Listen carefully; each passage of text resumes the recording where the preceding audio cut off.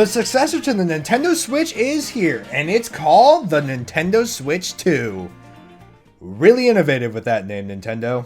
Hey guys, it's Cyanize here. We're going to be talking about the successor to the Nintendo Switch. Not only to get my foot in the door in terms of making content, because I haven't uploaded anything since the start of this year, but also because I'm a Nintendo fan. I have thoughts, you guys have thoughts, and I thought this would be a good time to share my thoughts, and you guys share your thoughts in the comments below as well. And yeah, I don't know. Maybe this will get me to start making content again. Who knows? So yes, the next generation of the Nintendo Switch is here. And what do I think about it?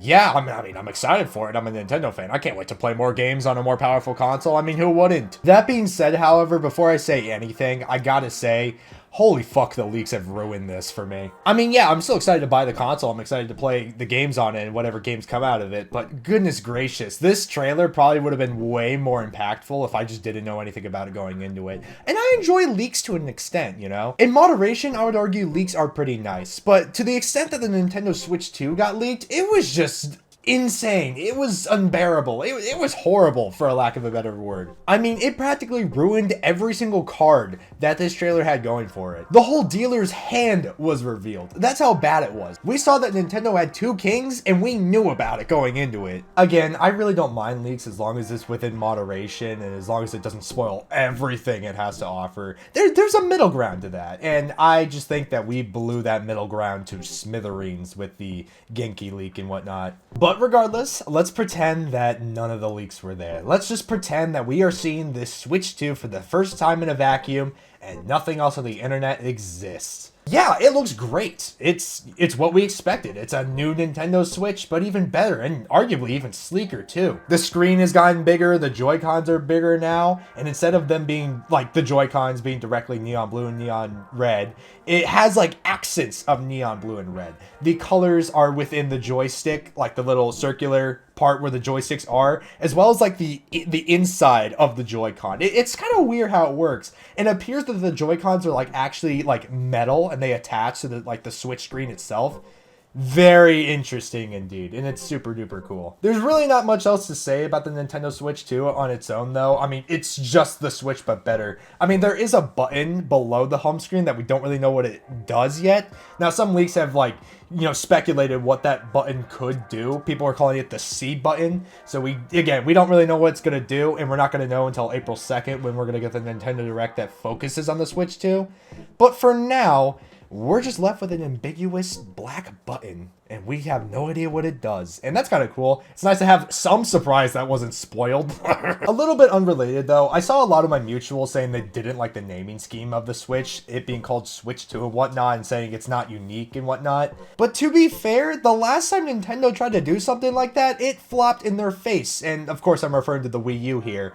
So honestly, I kind of don't blame them. Look, I don't mean to speak for the majority here, and you know, maybe I'm wrong on this, but last I checked, I think we were all happy with the Nintendo Switch. And in my opinion, I prefer that it's just the Nintendo Switch but better. Even if that means the naming scheme is a little bit generic, I mean, it is what it is. Like, there's no other way to describe what this console is other than the blatant number 2. Yeah, sure, the logo on it's kind of lame, but what can you do? That is definitely the main part I will definitely like agree with though. The logo is really lame. Like, they just slapped a 2 next to this Nintendo Switch logo and called it a day. Someone could do that in Photoshop in 2 seconds. Like, I get it. That part annoys me too. But in terms of it being called Nintendo Switch 2, what else do you think it is? Some people have argued that it could have been called the Super Switch or the Giga Switch or just something like Nintendo-y, you know, on top of the Nintendo Switch. But I would argue, again, with the Wii U existing and being a lesson for Nintendo on what not to do, I think it's okay to play it safe. It is weird for Nintendo, though. Nintendo doesn't usually do what we expect. Or it's usually a half step, right? They usually do most of what we expect, and then they do another half step where it's like, oh, you thought we were going to do this? Well, we're also doing this. And it's something that nobody asked for, nobody expected, but usually we end up liking it, or we usually, you know, mess with it for the most part. Outside of it being a little bit weird that Nintendo just called it Nintendo Switch 2 and didn't try to do anything fancy with it, again, I think it's okay. I really don't think it's the end of the world just because it's not called the Super Switch. I think the naming scheme is really simple and to the point, and I think it's going to tell consumers that yes, this is the better enhanced Nintendo Switch that's going to be able to run modern hardware this time and actually run games from like the PS4 and Xbox One finally, because goodness gracious, if you guys don't know, the base Nintendo Switch has components from 2015. It is that old. I don't think people realize what hardware we've been like using all these years.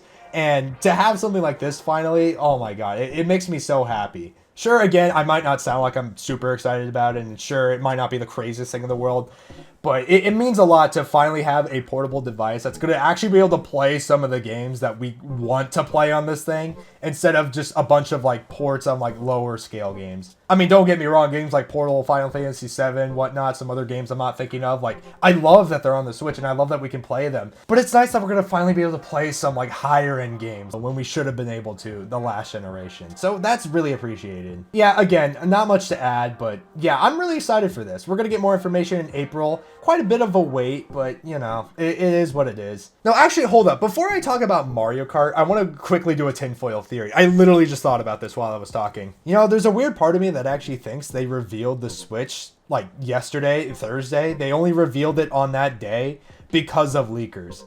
I mean, keep in mind, they probably wanted that day to just be focused on Donkey Kong Country Returns. Now, I know nobody cares about it, and I'm not even going to pretend to say I care about it that much, even though I do love the game a lot. But knowing Nintendo, you'd think they want to space this out a little bit more. You wouldn't want to announce a brand new console on the same day you're dropping a brand new game. Well, sorry, brand new game in quotation marks. I think that the only reason they dropped this trailer is because of the leaks, and because of how just out of control they were, and the fact that everybody knew about it. And so they wanted to get a head start.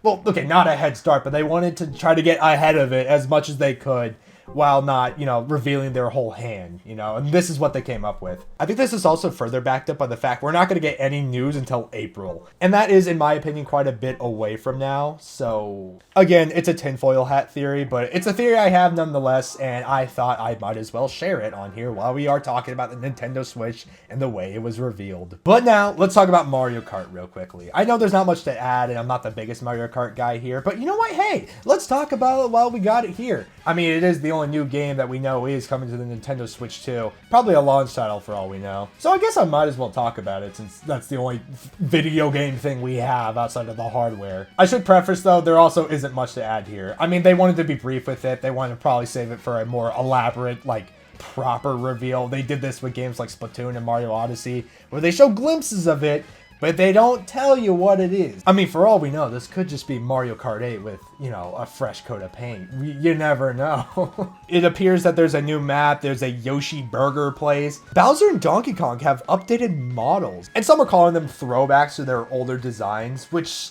definitely an interesting decision. I'm definitely okay with Bowser's update, but Donkey Kong's?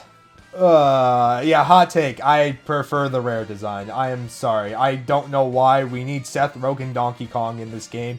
I think Donkey Kong was perfectly okay the way he is. But you know what? That's the direction they want to go with the character, and that's okay. Again, there's not much else here, but there is one thing that a lot of people did point out, is that around the Yoshi's Burger place, there's a yellow-looking thing with eyeballs on it. And it's like right under the burger stand or whatever. And a lot of people are saying that's going to be the new gimmick of the game. And people are saying it's a Wonder Flower. The theory going around the streets right now is that this game is going to be heavily influenced by Mario Wonder. And you could see that with the designs as well, with Mario being a little bit more whimsical, as well as Bowser and Donkey Kong's update. And it's an interesting theory, alright. But again, I know I keep saying it, but there is not much else to go on here, and I could speculate, but I'm not the biggest Mario Kart fan, but I just wanted to talk about it because there's no other games to talk about. But yeah, that's all my thoughts on it. I'm really happy it has backwards compatibility, because starting from zero would have been really rough, and I think it shows the direction Nintendo wants to go with their consoles. They want to create a massive library, and they want everything to be on this system. The Nintendo Switch just hit completely differently for Nintendo in a way they didn't expect it at all. And in a weird way, I would argue Nintendo Switch represents Nintendo as a company better than any of their previous consoles have in the past. It's kind of weird, and it's kind of hard to describe, but I just feel like Nintendo has struck gold with this Switch. Obviously in sales numbers, but also just in a branding sense. Nintendo Switch just feels like the most Nintendo thing that Nintendo's ever come up with. Obviously there was the Wii, you know, the NES, just like all these other revolutionary consoles, but the Nintendo Switch just feels like Nintendo. And I completely understand why they're making the Nintendo Switch 2 and why it's called the way it is. It's a better Nintendo Switch. And I'm okay with that. I cannot stress enough, I am okay with that. Now, whether or not we get a Nintendo Switch 3 will really show us what Nintendo's thinking in terms of how they want to go about doing their consoles. But for now, we're in the Nintendo Switch era, and the Nintendo Switch is here to stay. And I'm all here for it. But anyway, that's all I have to say today. Be sure to let me know your thoughts in the comments below, of course. Stay hydrated, stay cool, and I will see you all in the next video. Bye-bye.